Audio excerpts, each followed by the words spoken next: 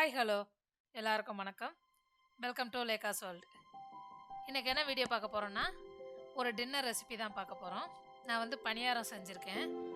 நார்மலாக பணியாரம் வந்து இட்லி தோசைக்கு அரைச்ச மாவுலேயே நான் செஞ்சுருவேன். இந்த டைம் வந்து வீடியோக்காக நான் வந்து அரிசி எப்படி ஊற போட்டு செய்கிறதுனே நான் செஞ்சு காட்டியிருக்கேன். ஒரு நல்ல டேஸ்டியான ஹெல்த்தியான பிரேக்ஃபாஸ்ட்டோ இல்லை டின்னரோ எதுக்கு வேணாலும் நீங்கள் இதை யூஸ் பண்ணிக்கலாம். நான் வந்து 3 டம்ளர் இட்லி அரிசி எடுத்திருக்கேன், 1 டம்ளர் உளுந்து, 1 ஸ்பூன் வந்து வெந்தயம் போட்டு நல்லா அலசிட்டு ஒரு 3 ஹவர்ஸ் 3 மணி நேரம் நான் இதை வந்து ஊற வச்சுட்டு நான் மிக்சியில் அரைச்சி எடுத்துட்டேன். ரொம்ப ஜாஸ்தி அரிசி இல்லாததுனால நம்ம மிக்சியில் அரைச்சிக்கலாம். இன்னொன்று, உளுந்து தனியாக அரிசி தனியாக போட்டோம்னா மிக்சியில் வந்து நல்லா அரைச்சி எடுக்க முடியாது. ரெண்டையும் சேர்த்து ஊற போட்டு மிக்சியில் அரைச்சோம் அப்படின்னா மாவு வந்து நல்லா திக்காகவும் இருக்கும். நம்ம எந்த கன்சிஸ்டன்சிக்கு எதிர்பார்க்குறோமோ அந்த அளவுக்கு நம்ம மாவு அரைச்சி எடுத்துக்கலாம். மிக்சியில் அரைக்கிறது ரொம்பவே ஈஸி. இந்த அளவுக்கு அரைச்சி எடுத்து ரெடி பண்ணி வச்சுக்கலாம்.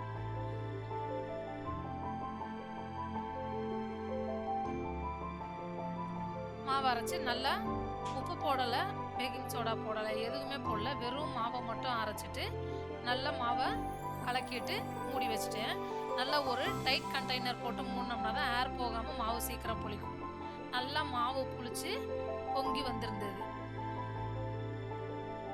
இந்த அளவுக்கு மாவு நல்லா புளிச்சு வந்திருக்கும்.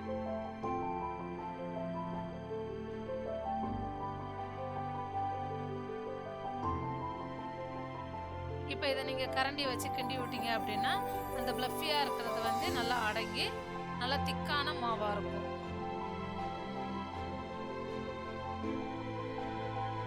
இதுக்கு வந்து நான் 2 பச்சை மிளகாவும் ஒரு 10 சின்ன வெங்காயமும் எடுத்திருக்கேன். நல்லா பொடிசாக கட் பண்ணி எடுத்துக்கிறணும். கேரட் எடுத்திருக்கேன், ஒரு 2 கேரட்டு. இந்த இஞ்சி துருவுறதுலையோ இல்லை பீட்ரூட் துருவுறதுலையோ எதுலையோ வந்து அந்த பொடி பல் உள்ளதில் வச்சு துருவினோம்னா தான் அது வந்து நல்லா பூ மாதிரி வரும். ஒரு 2 கேரட் எடுத்து நல்லா பொடியாக துருவி ரெடி பண்ணி வச்சுக்கிறணும்.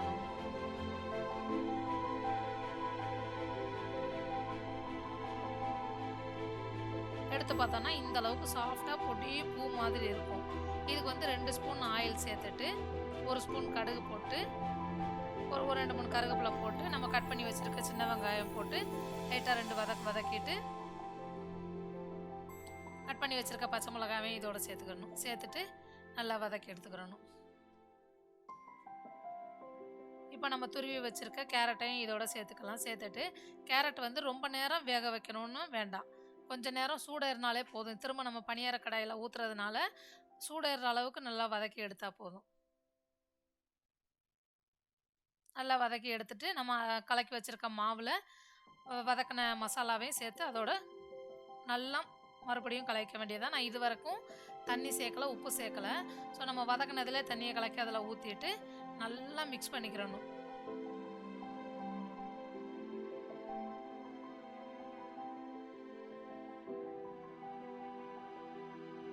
இப்போ தேவையான அளவுக்கு மாவுக்கு தேவையான அளவு உப்பும் தண்ணியும் இப்போ சேர்த்துட்டு நல்லா மறுபடியும் மிக்ஸ் பண்ணி ரெடி பண்ணி எடுத்துக்கிறணும்.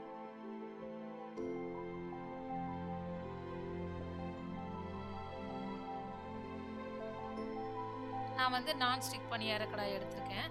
எந்த கடாயாக இருந்தாலும் ஓகே, ஆனால் நல்லெண்ணெய் ஊற்றணும் அப்படின்னா பிடிக்காமல் வரும். நம்ம கரைச்சி வச்சுருக்க மாவையும் எடுத்து அந்த ஒவ்வொரு புளியிலையும் கம்மியாக ரொம்ப வெளியில் பொங்கி ஊற்றுற அளவுக்கு இல்லாமல், ஏன்னா திருப்பி போட்டு வேக வைக்கணும், அதனால் கம்மியாக ஊற்றுறோம்னாலே ஓகே தான். ஊற்றிட்டு 1 நிமிஷம் மூடி வேக வைக்கணும். அப்போ தான் வந்து நல்லா வெந்திருக்கும். 2 பக்கமும் திருப்பி போடணும். திரும்ப எடுத்துட்டு திரும்ப வந்து எல்லாத்தையும் திருப்பி போடணும். பணியாரத்தை எல்லாத்தையும் திருப்பி போட்டு திரும்ப 1 நிமிஷம் லிட்டு போட்டு நீங்கள் மூடி வைக்கணும்.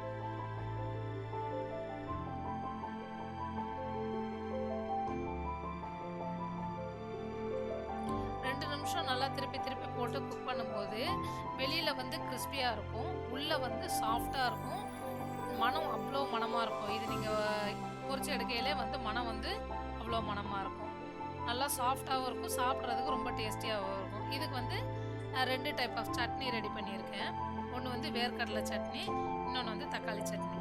வேர்க்கடலை சட்னிக்கு வந்து ஒரு 3 சில்லு தேங்காய், ஒரு 3 பச்சை மிளகா, ஒரு 10 புதினா இலை, வறுத்த வேர்க்கடலை ஒரு 3 ஸ்பூனு, தேவையான அளவு உப்பு போட்டு நல்லா அரைச்சி எடுத்துக்கணும். இதுக்கு வந்து ஒரு சின்ன தாளிப்பு 1 ஸ்பூன் ஆயில் விட்டு 1 ஸ்பூன் கடுகு போட்டு 2-3 கருவேப்பிலை போட்டு ஒரு 1/2 ஸ்பூன் வந்து ஜீரகம் போட்டு தாளித்து ஊற்றிக்கணும். வேர்க்கடலை சட்னி ரெடி.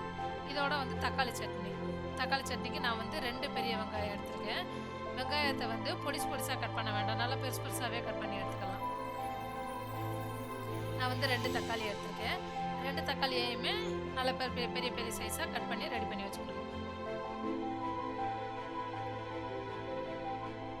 இதுக்கு வந்து நல்லா ஒரு துண்டு பெரிய துண்டாக இஞ்சியும் ரெடி பண்ணிக்கலாம். நான் ஒரு துண்டு இஞ்சியும் எடுத்துருக்கேன். இப்போ இது தாளிக்கிறதுக்கு வந்து ஒரு 2 ஸ்பூன் வந்து ஆயில் சேர்த்துட்டு ஒரு 2 டீஸ்பூன் வந்து உளுந்து சேர்த்து அந்த உளுந்து வந்து நல்லா கலர் மாறுற அளவுக்கு வறுத்துக்கிறணும்.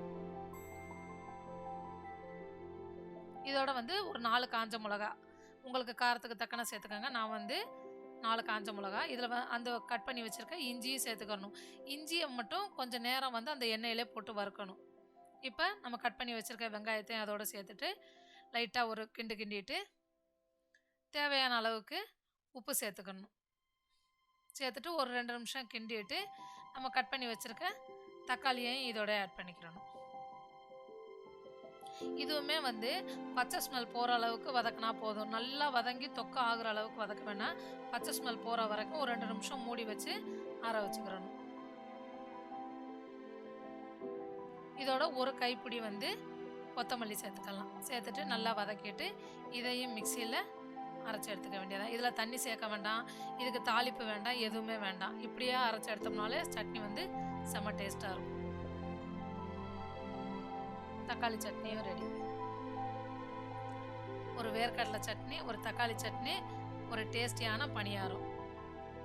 சப்போஸ் இப்படி ஊற போட்டு தான் ஆட்டணும் இல்லை, நம்ம இட்லி தோசைக்கு ஆட்டின மாவே மிச்சம் இருந்ததுனாலுமே நம்ம அதிலே இந்த மசாலா எல்லாம் வதக்கி போட்டு நம்ம பணியாரம் ப்ரிப்பேர் பண்ணிக்கலாம்.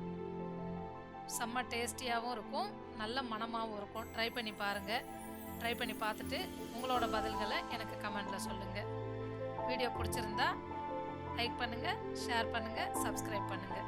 தேங்க்யூ.